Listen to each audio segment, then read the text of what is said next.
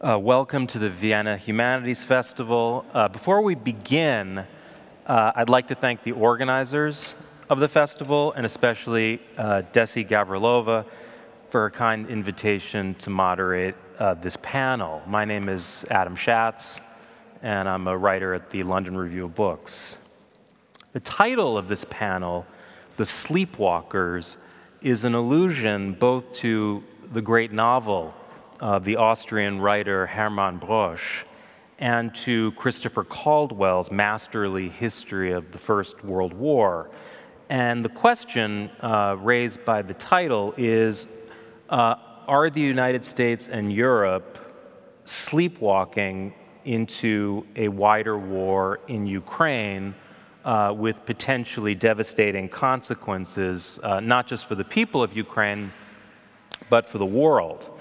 It was 8 months ago that Vladimir Putin launched his invasion, and it has provoked an extraordinary resistance and national renaissance among Ukrainians. At the same time, in response, Vladimir Putin has doubled down, affirming in his latest and rather bellicose speech his determination to fight to the end against the forces of Western Satanism, and indicating a willingness even to use nuclear weapons if the West continues to oppose him.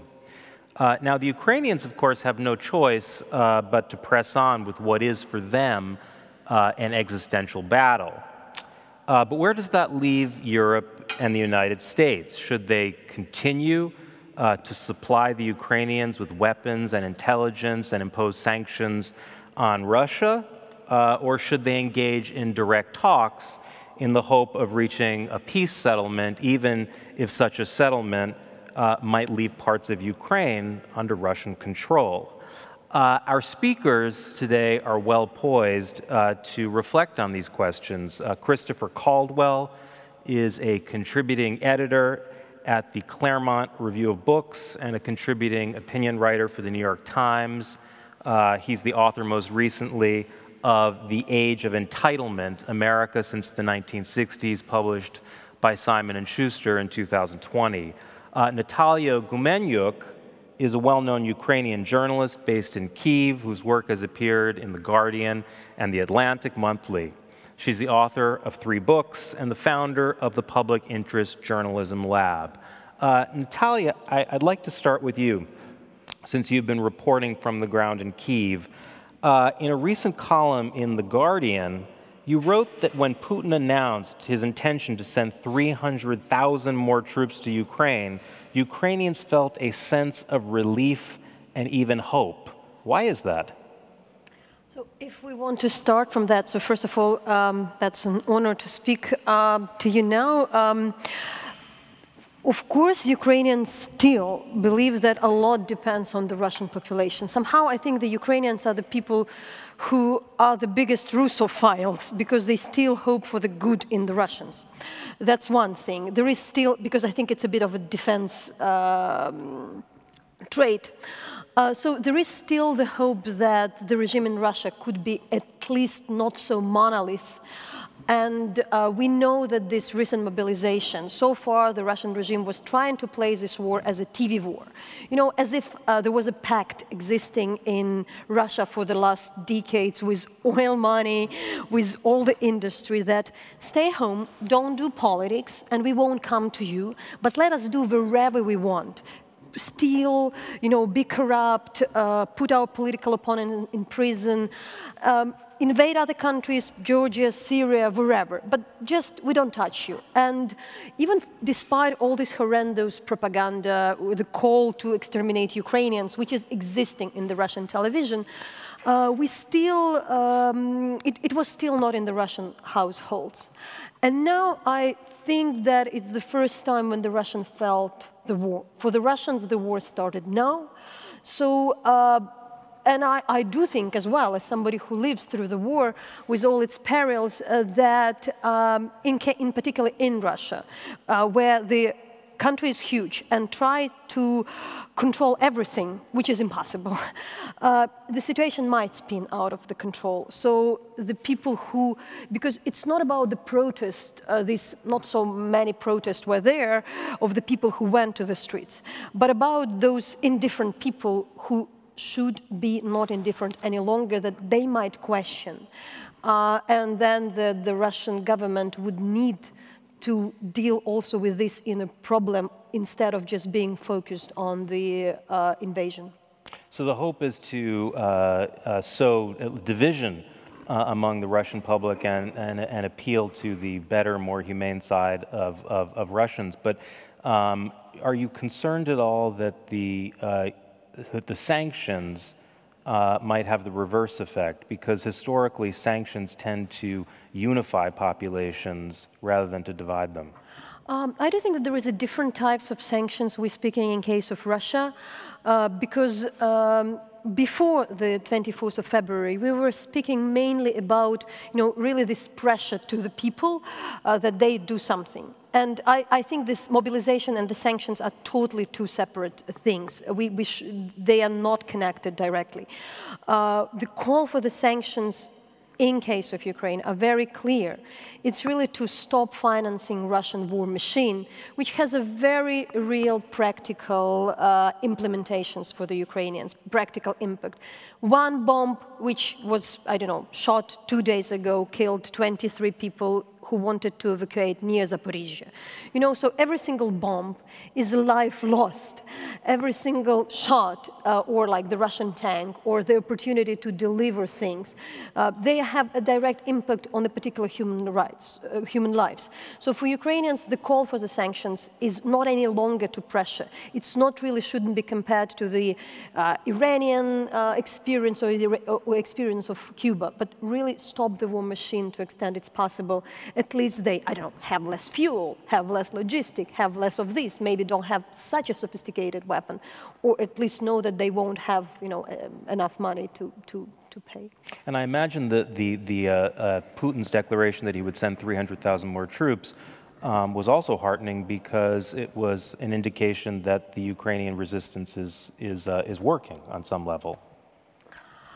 Yes, I do. Of course, there was quite a humiliating defeat, but honestly, I care less about that as a Ukrainian citizen, as a journalist, as a pacifist, which I would call myself still, despite of everything. Because for us, every liberated village is 50 or 100 saved lives. Just like Monday, I was in Izum in the town where there was one mass grave found. There were 2 more at the day I was there found. And I met the people who were freed from the torture chambers by the Ukrainian troops. If they didn't enter, those people were killed.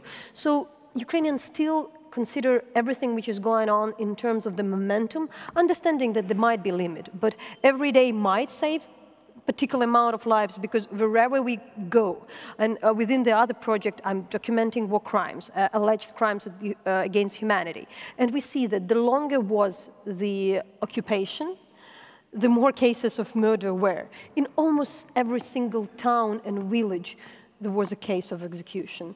In any larger town in Kharkiv region, there was a torture chamber.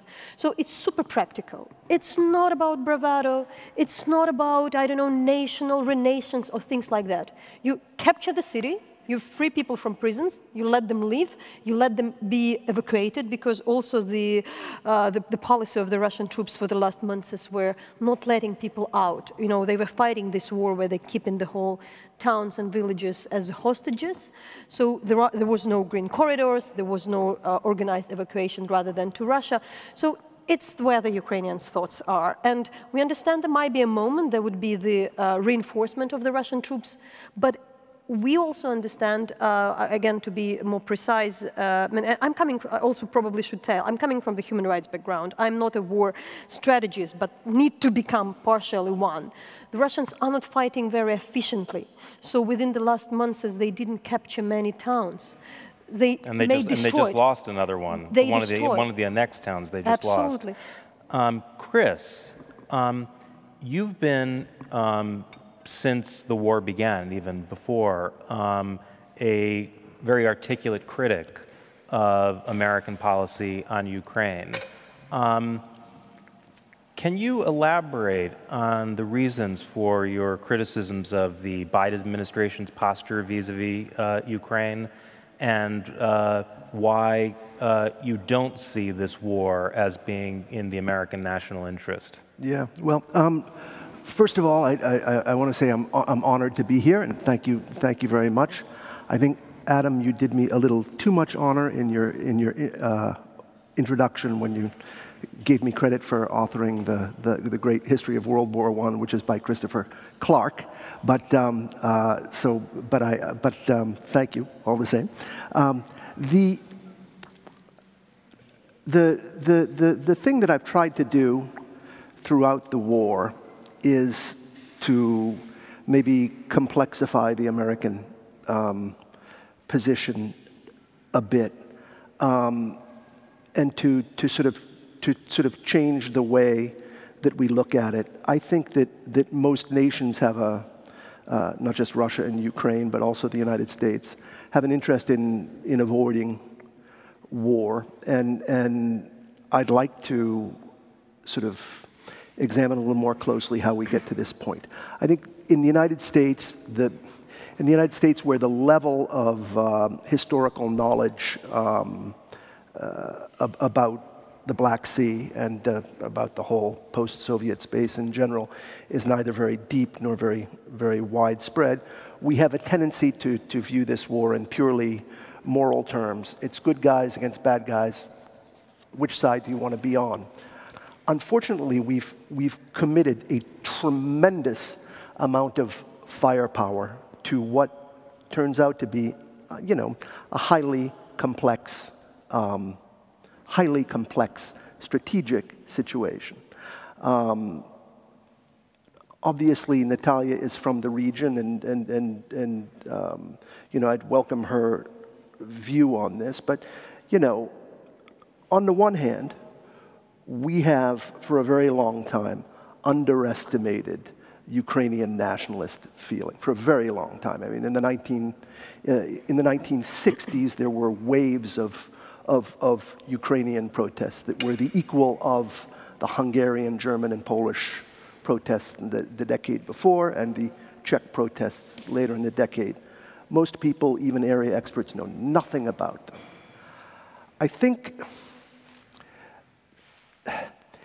and then there is the question of why the Ukrainian situation was not resolved in the wake of the Cold War. And if you'll forgive me for speculating, I think that a lot of it is about Crimea.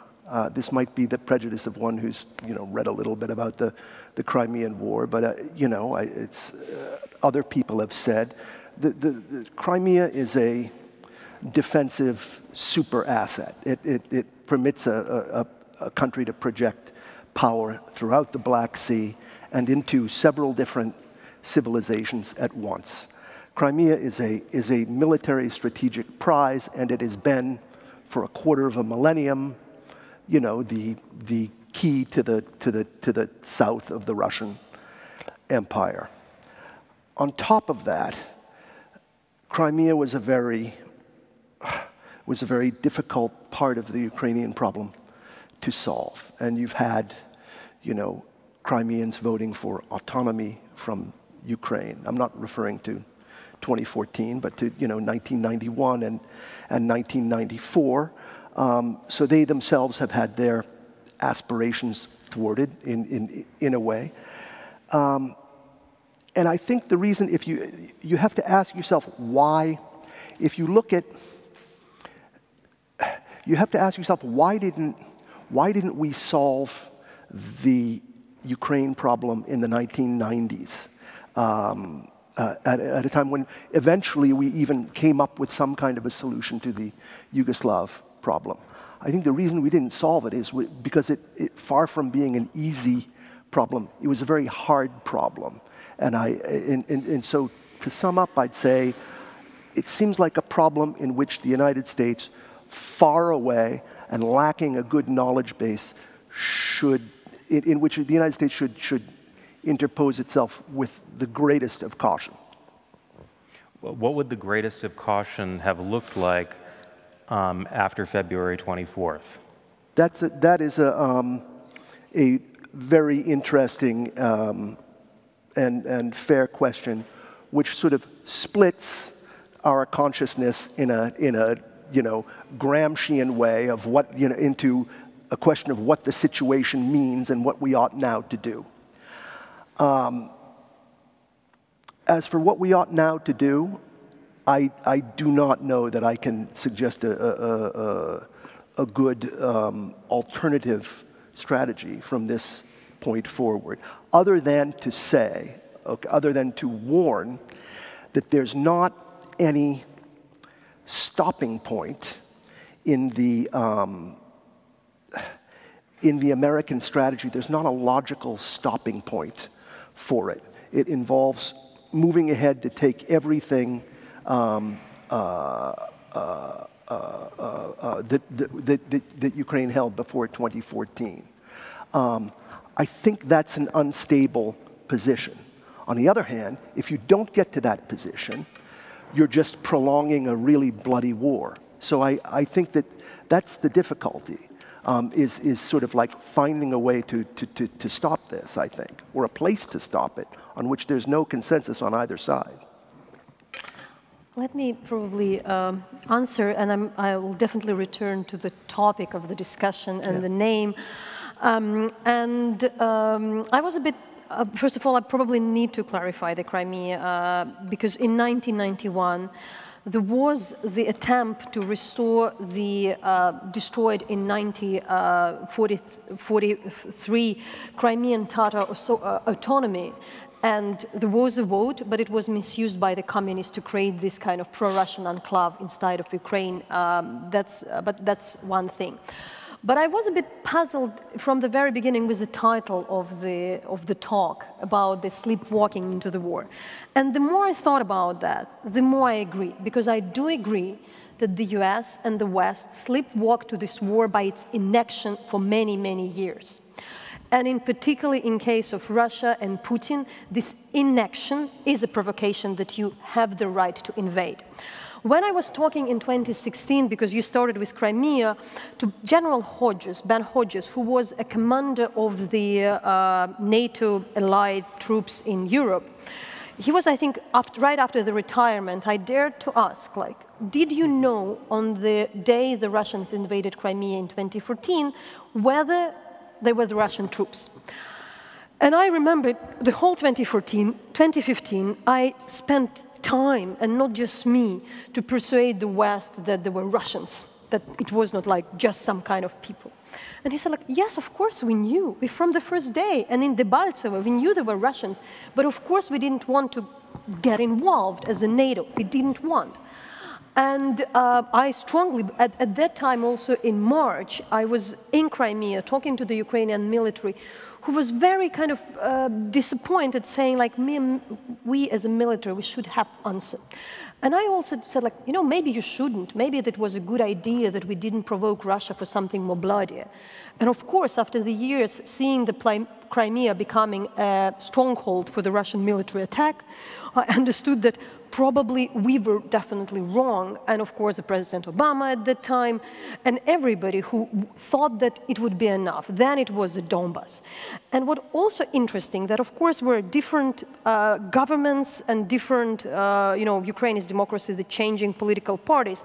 But what is very interesting for historical record, and I do think it would stay in the historic record, Ukraine is run by the anti-militarists who went to the, who were voted on the platform of ending the war in the peaceful way. I personally was also coming on the human rights background, participating in all those discussions, which were candid in Cyprus, in Istanbul, with so-called people from DPR, with some Russians. And you know, the more I thought, then the more I thought that they were taking our time, because there was no ever any sincere attempt to really sort it out. And now even the people with whom, the Russians, with whom I was kind of debating in Istanbul after the war, when they saw me somewhere on CNN, they told me, like, you're right, there is nothing which influences us rather than the Ukrainian troops, and the only thing that they are backing up, it's when the Ukrainian army is attacking. So I do think that also, just again, I think that there is one disappointment with the President Zelensky is not about making, also by the Biden administration, is not really that Ukraine is pushing too hard to get this equipment. But I think there are a lot of Americans who vice versa telling, why the President Zelensky dismissed the war so much? Because till the last second, he wanted to avoid this war. And it just, for historical record, would be so obvious that it unfortunately didn't work. So for me, the point that Ukraine received this weapon, which was done for the guerrilla war, not for the army, the javelins and the others, they are there for partisans, not really for the legit army to defend their cities. It could be different. Maybe those territories won't be invaded at that moment.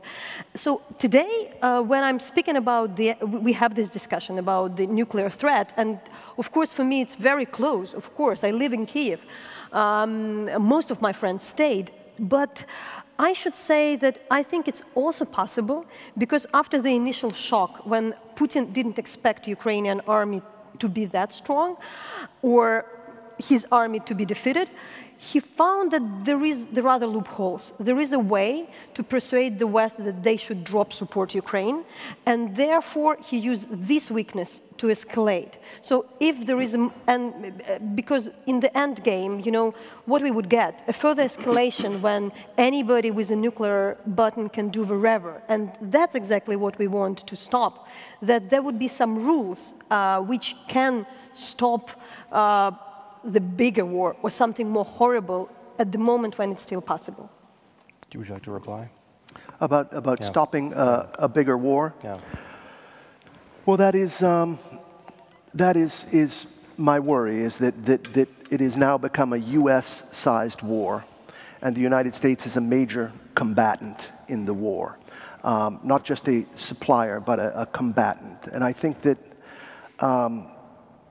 my worry is that under modern circumstances, let's say under information age, internet circumstances, a much larger proportion of the killing power of an army is in the technology rather than the people. You don't really... We fought a war 25 years ago in Serbia over Kosovo, where you lose a single soldier, and yet it was our war, and we fought it. It had huge consequences. I think that Russia increasingly understands the United States as their enemy in this war, and not as the supplier. I think Russia increasingly understands this as a Russia-U.S. war, and I think that that's an escalation and a potential destabilization. In 2017, you described Putin as the preeminent statesman of our time, and as a hero to the to conservative populists throughout the globe, and said that he was for conservative populists what Castro once was for a leftist. Yeah, do you still hold to that judgment? Well, certainly if you understand it as value-free, as a sort of an assessment of his importance rather than a fan letter. I think I put him there with Erdogan. Erdogan, that's right.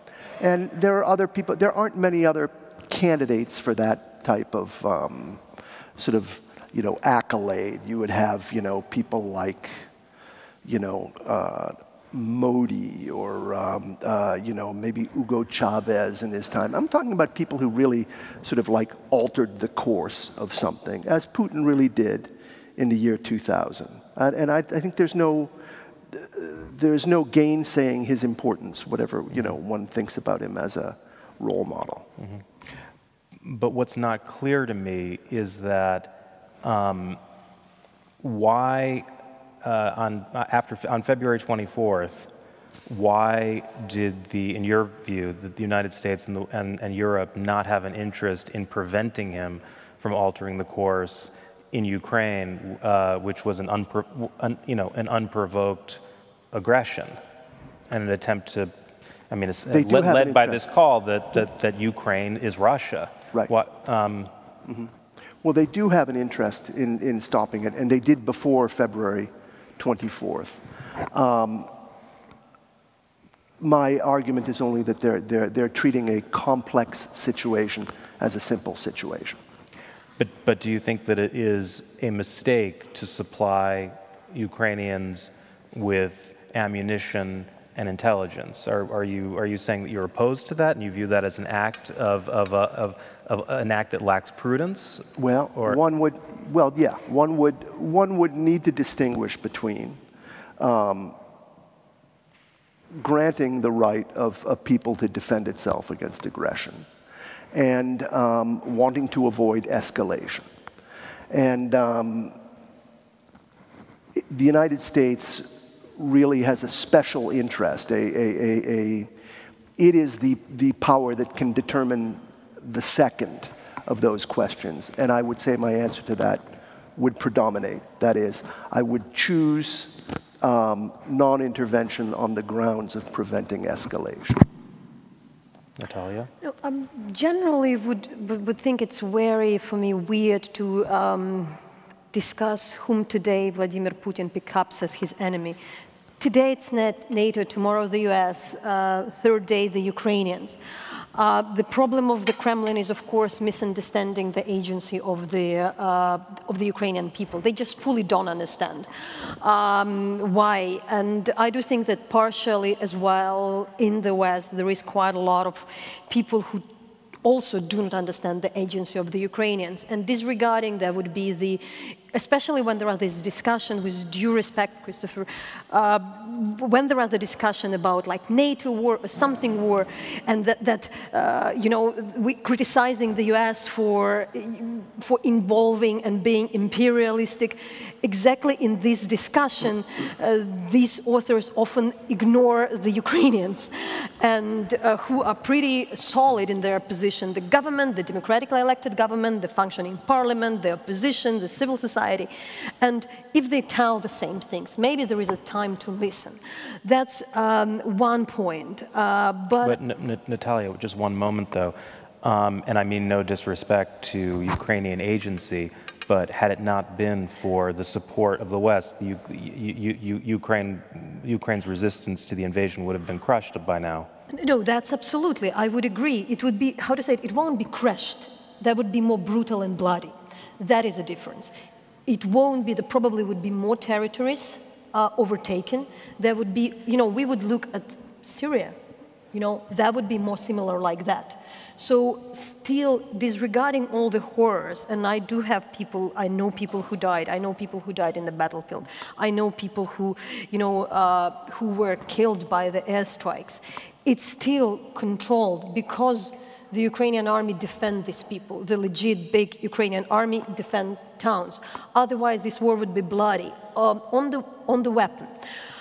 Interesting enough, I think it's also often missed that we often discuss the President Zelensky, and I'm a Ukrainian journalist, and I think like we are grown up in the idea of the opposition to the government and the president. It feels very weird to support your president, to be honest, for me as well. But one trait is often missed in discussion of him, is that his core value are the protection of the human life. So everything which is done by Zelensky is usually done in order to save the people, citizens, or save the soldiers. So there is no this call to take this town whatsoever. We have this contrary to, I don't know, great Second World War, that Ukrainian army might retreat and lose the territory, but the savior of the life is very important. That's why the whole call for the weapon today isn't particularly driven by the idea that this Western weapon is more precise and efficient. It doesn't kill, it doesn't have such much collateral damage. We need to have these HIMARSs, in particular because it's possible to target the military depot, the warehouses of the weapon, or the logistical hub, and the Ukrainian citizens living in another towns won't be defeated. So there would be less civilian casualties. Because Russia, of course, makes huge damage to the Ukrainians, to the civilians, to the lives, but it's not very efficient. So really, the paradox, which, again, very hard for me to admit, that the Western weapon is less deadly and more efficient. So the whole call for this weapon is really for having, a more efficient way of waging the war. Otherwise, Ukraine need to fire these grads, which are devastating.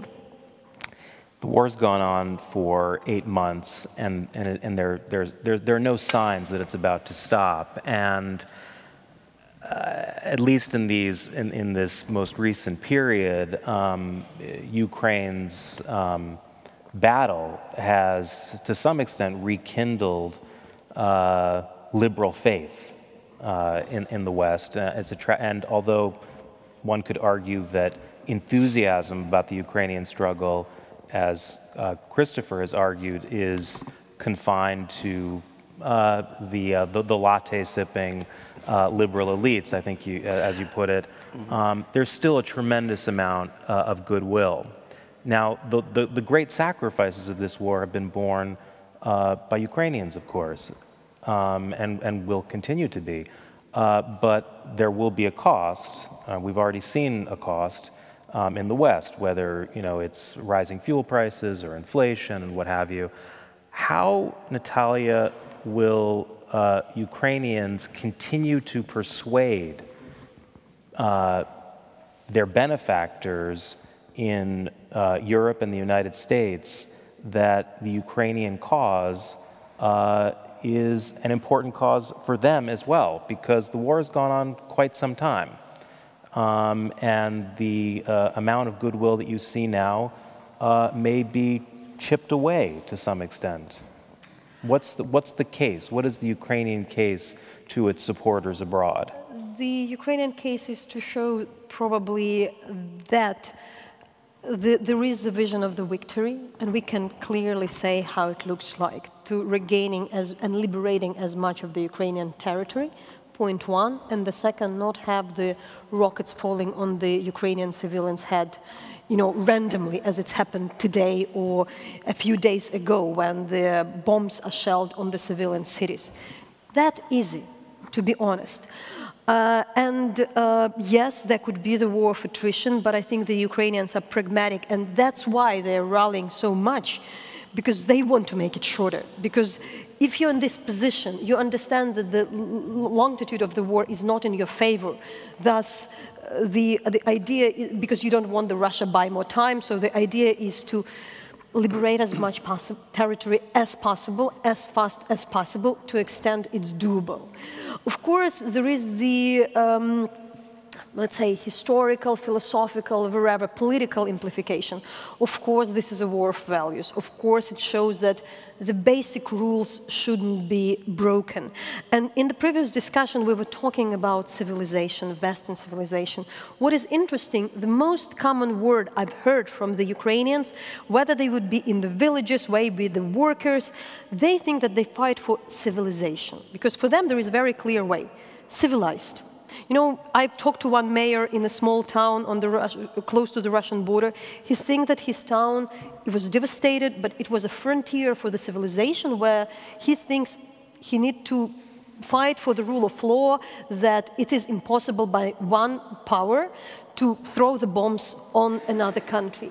So I do think still, if we're really in this very clear case, do not really stop this, then of course we already sleepwalked in the huge crisis in which neither UN, no Council of Europe, no OSCE, even NATO, none of them really looking absolutely efficient, and they need to be rethought. And of course, if the boundaries are tested by Vladimir Putin, they might be tested by the others, by, I don't know, dictators in different parts of the world. So if we really think that we spend so many years and money to building these institutions and organization, probably we still have to show that there are some rules. And if we speak about the nuclear powers, of course, I do think that India and China and the others should be also interested to understand that there are some rules still in this world. Yeah. You know, you've written eloquently about this transformation of values that's taken place in Ukrainian society since the war, and you've said that Ukrainians have not only become more committed to the nation, but also more committed to liberal values, to the decentralization of power, and so on. But I wondered, do you think those values stand a chance of enduring in a post-war settlement, and what is to prevent Ukraine, given the Russian threat, from becoming a security state like Israel after the war?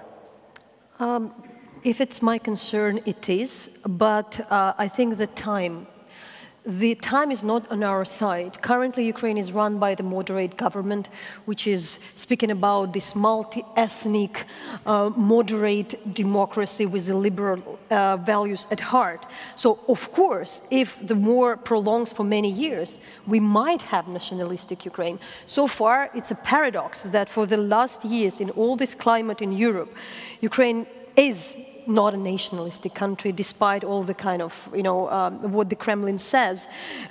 It's actually is strong because it's multicultural. It's strong because it has plurality of views. So I do think that is the time. The faster this victory is, the faster we're coming back to some normal, and the moderates remain on power, because now the war is fought by moderates. I'm, for instance, not afraid of the militarization of the Ukrainian society, because most of the people who are fighting, they are absolutely successful middle career people who want to be back to their IT companies, businesses. Just Liman, the city we talked today, you've been freed. One of the person who is fighting there is my very close colleague, who is this kind of king of Kiev hipsters, and like a person who can speak hours about coffee. Now he's, running the paratrooper division in Liman, and of course we want him to be back as soon as possible. So I do think this is I don't think that any war is usual, we shouldn't compare, but I do think that this moment should be appreciated, that it's quite unusual to have the war fought with the anti-militaristic society, and we shouldn't put the all-militaristic cliché on it at this moment. Christopher, you had a striking comparison in one of your articles between the Ukrainians and the Kurds. You said that, like the Kurds, the Ukrainians have inhabited a bad neighborhood, and have vied unsuccessfully for a nation state. Is it your expectation, now granted you don't have a crystal ball, but is it your sense that, like the Kurds, the Ukrainians will end up being disappointed yet again by their benefactors and prevented from achieving their objective, the objective of national liberation, which Nataliya has just laid out? Do you expect this to come to a peace that will be an unhappy one? No, I don't. I don't think that they will be disappointed like the Kurds. They have their state. I think that their wars often end with disappointments on both sides, but no, I think they'll be like the Poles. I think that there'll be a country that was in a dangerous spot, lost its sovereignty for centuries, regained it briefly after World War II, and then got it back and becomes a stable state. I do think that. I don't think that there'll be. I mean, the Poles are one comparison, the Kurds are another, the Palestinians could be another one. And if that's the case, is that not on some level a vindication of the strategy of supporting their struggle, or not? No, it's a vindication of their claims to, I mean, they themselves must decide, how hard to fight for nationhood under those circumstances. And their strategy is theirs to do. I don't think it necessarily interacts with the question, with the question of whether it's in the American national interest. I mean, I think you're talking about attitudes in the United States and Europe. I think it's going to be far easier to win over Europe than it is the United States. Obviously, Europe is closer to Ukraine. But, you know, I looked at, there was a Pew poll. The Pew Center does very good polls, and they had one on the issues that are going to affect the 2022 election, and they had a graph with like 15 of them, and Ukraine wasn't one of them. And it's so Ukraine, the war wasn't one of them. So Ukraine is really electrifying people in the parts of the United States that you could call more culturally European. I mean, if you're in New York or Boston or San Francisco, I would say that the attitudes are very similar to the ones that you'd see in Vienna, say. But if I could compare American attitudes to Ukraine to something, it would be to German attitudes during the Iraq War, which is they're generally not really ready for a war, but it's mostly that they've got a lot of big problems on their plate, and that's a big factor in this, is the American domestic situation, which makes it very hard to pursue coherent policies on things outside of that. It vice versa, you know, supporting the argument that, in fact, it definitely, the West, let's say in this classical term, didn't want to have into this war, that Vladimir Putin is absolutely wrong. The West didn't want it, and the US don't want it now. They want to get out, but of course we're saying that somehow it's impossible. The rules are broken already. You cannot pretend it didn't happen. We have about 20 minutes for questions.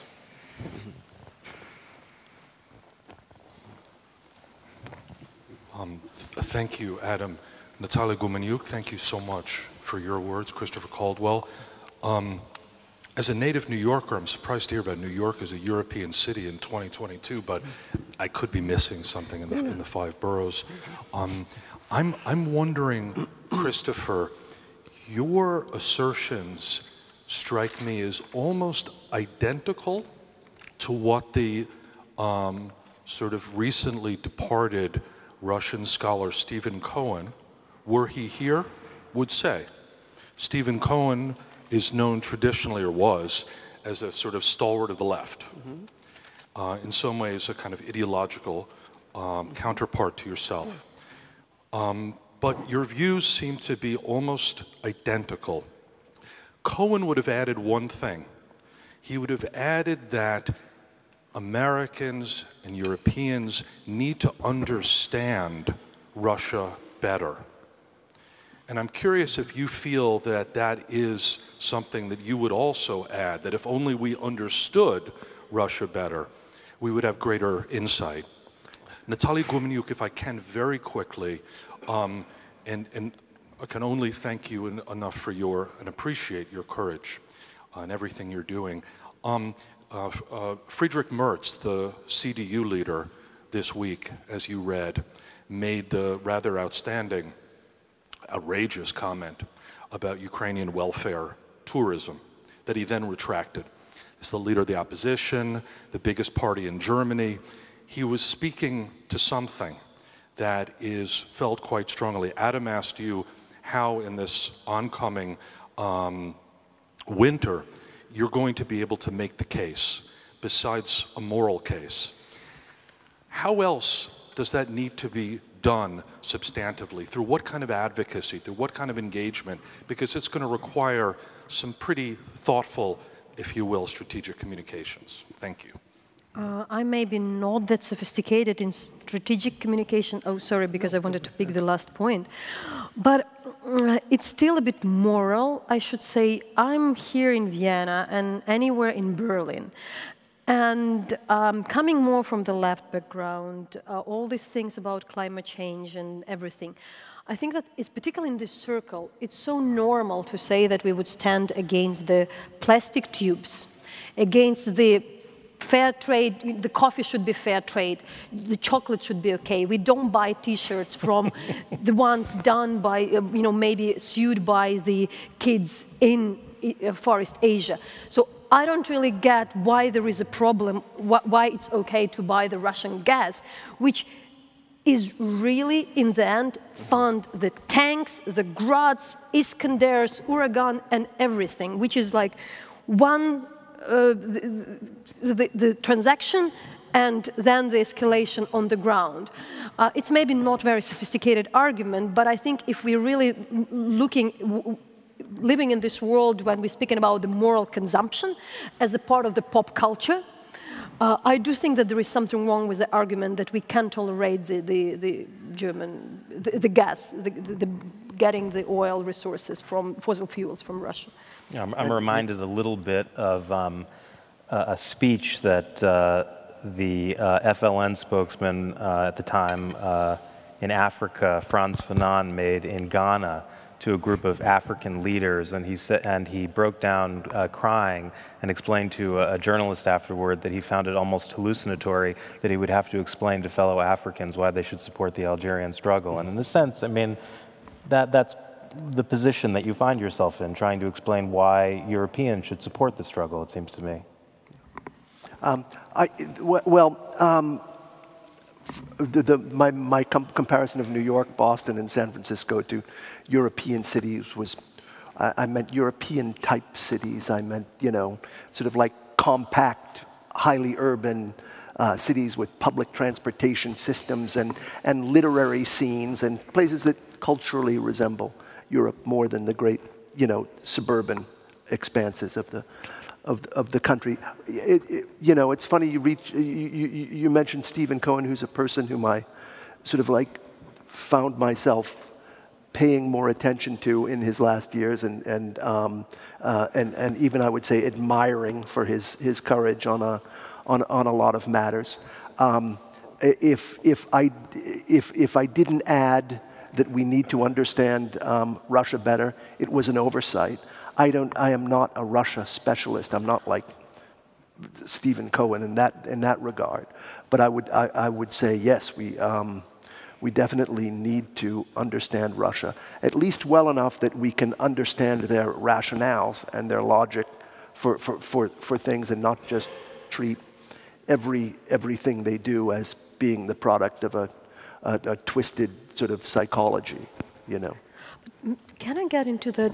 I also feel that there was something wrong about the Ukrainians being very sure that we understood Russians. And I think the president, the leadership, the citizens made a mistake. If we really speak about the Russian army, I think that the Ukrainians thought that, okay, it's probably the very same army, the same people.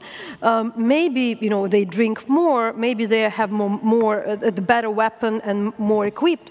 But in the end, I think we missed 30 years of what was going on in Chechnya and in Syria. We really didn't understand why, because I talked to the generals, in particular asking the questions, why Ukrainians retreated from Mariupol, why they were not prepared, why they left some areas for occupation. And they said like, we thought that we would move to the positions we are able to attack, and then civilians, somehow they will manage. If there would be the danger, there would be human corridor, there would be we would bring some food, or we would evacuate the people. But they were appalled. They didn't expect that the soldiers would torture, would kill, would do everything they do, mainly because also Ukrainians didn't care for the last 30 years. They didn't care what the Russians were doing in Chechnya, and that there is this gruesome book of the atrocities.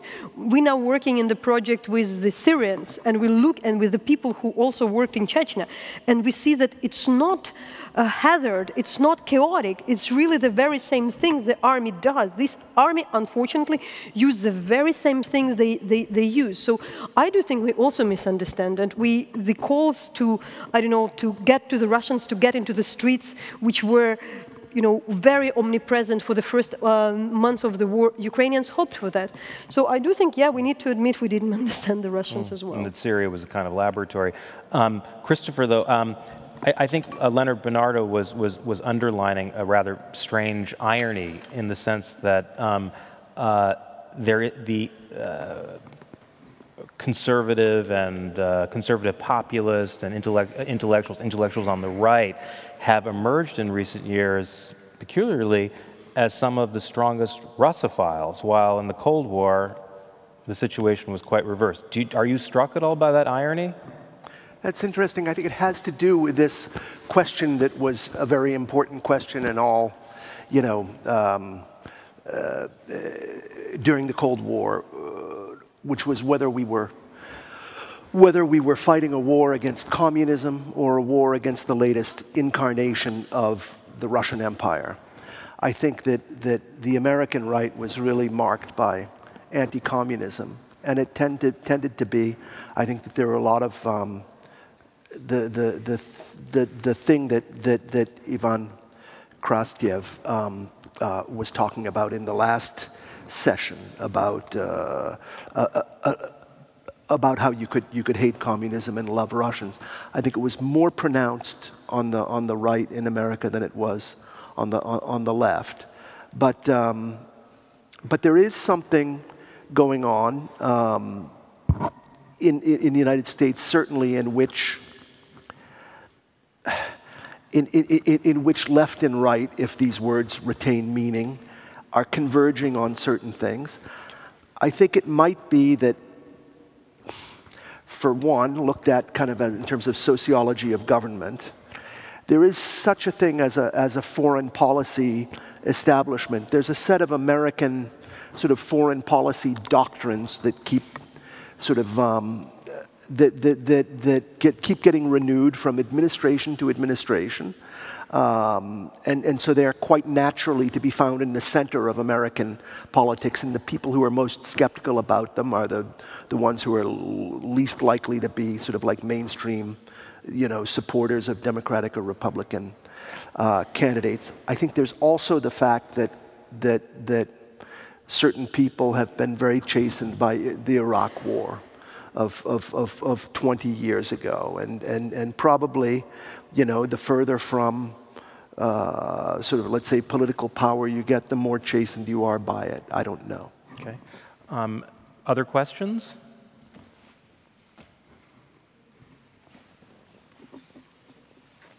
Okay. Thank you. Thank you, Nataliya, Gumenyuk, for this wonderful interventions and your strong voice in favor of Ukraine. I'm still driven by the spirit of the lecture of Catherine Bolton from yesterday, so I only want to add ad votum that I do think that we really need those strong voices that would crush certain kind of skepticism, and we, as the West, we need to show that we are united and that we have grit and stamina, and that we are really interested and do not fool ourselves. We are also participating in this war, and I don't think that it's a bad thing to say that and admit openly. We are not just standing and looking. We would not like to do so. That's why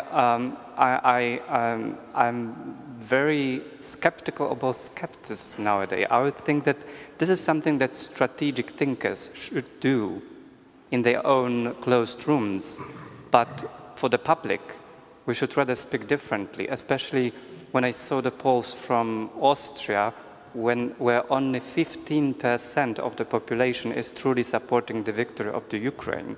That would be my argument for this kind of environments that we have here, how we should speak and what arguments to use. That actually paying more for electricity this winter, it's not a personal tragedy, but it's your own investment in your own future. So I only wanted to add this to this discussion, split between support and certain kind of skepticism. I think, of course, there are concerns. We in Vienna, there are concerns about glorification of the wars. They are legit. Absolutely. We have the history why we shouldn't glorify the wars. But I do think that we learned, especially within the last decades, to think that the only moral kind of allowed feeling regarding the war, there could be compassion. And Ukrainians don't need compassion. They want solidarity because they are fighting. And I might sound, of course, like naive Ukrainian, calming, emotional, wherever. But honestly, I'm super pragmatic. I don't want to be killed. I don't want to be tortured. I don't want my city invaded. I'm working now with 15 colleagues from all over the country. One has been detained for 8 years. Another was left her house. In another case, she left her flat and it's demolished. So I know what is defended. It's very practical for me. But I think for this to fight, you of course need to have a very clear vision. And of course, we need to suggest this vision. So for me, I also searching for more examples. I work with very gruesome things. I talk to the witnesses and the victims of the war crimes, of the people who really lived through the most horrible things. But of course, I need to find my inspiration somewhere. So where I search it, in the answer that I see that democracy is, because I was thinking, what the vision Ukraine can do to the world, what the vision it can give to me, to my city, to my society. And it's interesting that the vision is that democracy is in the end more efficient. Because for the last 30 years, especially 20 years, and especially since Putin is in power, and there are all these people around the globe, they were trying to impose this idea that the democracy is chaotic, is unmanageable. So let's get back to the rule of thumb by the, like this one dictator. Because if I see that Ukraine can defend itself because it's decentralized. The army can fight because it can take decisions on the ground level. The cities are managed to work because there would be different parties, and if the governor is not okay, the mayor would be okay, and if one party isn't running well in one region, then an opposition kind of politicians or anti-corruption activists would get into that and they do the things together. So I do think that I'm quite fascinated by this idea. I really didn't understand that democracy on the ground, it's exactly working and literally working. Because in Kharkiv city, the mayor of one political party and the governor from another political party should sit together and understand, should they put the subway working, or should it be the bunker and the basement for the people, hiding from the shelling? And they need to sit together and take this decision together because it's too responsible, and they see that this cooperation works. Also for the Ukrainians who were always dismissing of their state and returning to the argument about the Kurds, Ukrainians were always, with the reason, maybe partially as Americans, they have this skepticism to the state, to the power. They feel that the state could be okay, that actually the state is somebody who defends them. It could be something else apart from the oppressor. So of course I think that in this regard, for me, it's very interesting to pass this idea to other countries which are not democratic, that in the end, democracy in the long run is efficient. And that's, despite all the horrors of the war, I think like, okay, let it be this model. You can embrace it, you cannot, but at least I suggest it. We have time for another question. Okay. Well, question for Mr. Caldwell. When you suggest that support in the United States for the Ukraine policy is kind of limited to those Europeanized elites, it would suggest that there must be widespread skepticism or even opposition to spending billions and billions, what the US is doing now to support Ukraine, both financially and militarily. Now, we hear this on Fox News by Tucker Carlson, but otherwise, there is no sign of it in Congress, there's no sign of it in opinion polls, in the campaign now for the midterm. Are we all missing something here, kind of a groundswell that will come up, or are you perhaps underestimating the willingness of the average American people to stand up against aggression and for the rule-based system which the US built up after World War II? That's why I tried to draw the comparison to Germany during the Iraq War. Because no, I don't think there is opposition to this war. What I think there is indifference to it. Although there is opposition to certain things around the war, like deficit spending, and people are now very worried about inflation, and the United States expenditures on on the Russo-Ukrainian war are pretty extraordinary. However, I think that the tight money policy of the Federal Reserve probably gives the administration a little bit of leeway now for the money it has spent without too much fear of inflation. But it's very hard to tell right now, because I think that up until recently, the Republicans, which is probably where opposition would come from, the Republicans have believed that they are at a great advantage in the coming elections and might be reluctant to alter the equation by introducing a new issue into it. So, but to be clear, I don't think that there's a concentrated opposition, more of an indifference. I want to thank our panelists for joining us. Nataliya, Christopher, it was wonderful to speak to you today. Thank you so much. Thank you. All right. That was okay.